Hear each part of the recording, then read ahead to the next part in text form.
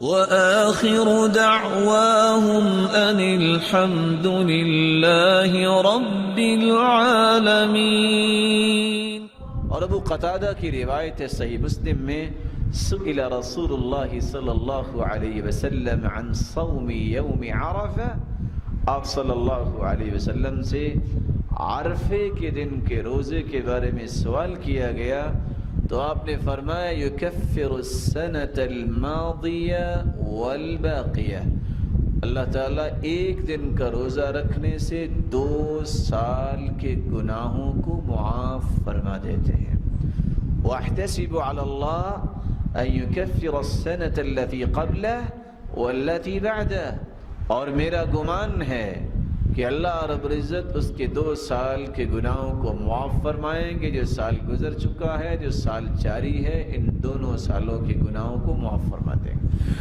رسول اللہ صلی اللہ علیہ وسلم نے عرفہ کے دن کے روزے کی بات کی ہے۔ سوال یہ ہے کہ عرفہ کے دن کا روزہ کون سا روزہ ہے؟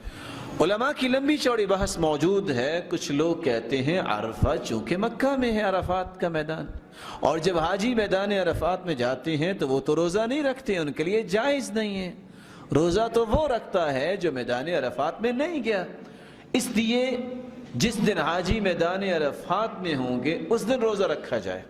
دوسرے علماء کہتے ہیں اگر عرفات کے دن کا روزہ رکھا جائے تو ملک پاکستان میں تو 8 تاریخ بنے گی، اور کچھ ایسے ممالک ہیں جہاں رات ہوگی، تو یہ کیسے مسئلہ حل ہوگا؟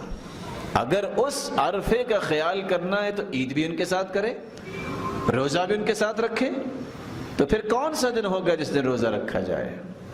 انسان جہاں بھی رہتا ہے شریعت نے اس کے مطالع کا اعتبار کیا ہے۔ مطالع سورج کا نکلنے، چاند کے طلوع ہونا، اس کے ساتھ مومنوں کو لگایا ہے۔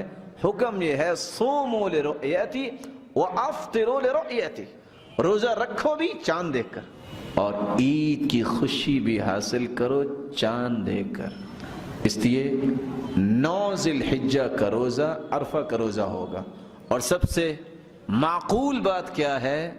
آج تو کمیونیکیشن کا نظام ہے، فون کیا پتہ کر لیا، ٹرانسپورٹیشن کا سسٹم ہے، ہوائی جہاز، ایک ٹیکنالوجی آ چکی ہے۔ آج سے 200 سال پہلے لوگ کیسے پتہ کرتے تھے کہ وہاں چاند ذی الحجہ کا نظر آیا ہے کہ نہیں آیا؟ آج سے 200 سال پہلے کیسے پتہ چلتا تھا؟ کوئی خبر؟ یہاں سے بیٹھنے والا پتہ کر سکتا ہوں مکہ میں کیا ہو رہا ہے؟ کوئی خبر؟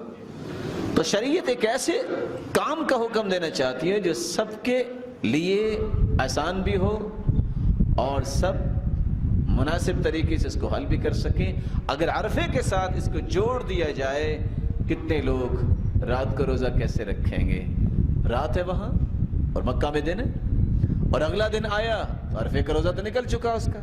تو 9 ذی الحجہ کا روزہ عرفے کا روزہ جس سے 2 سال کے گناہوں کو اللہ تعالیٰ معاف فرما دے۔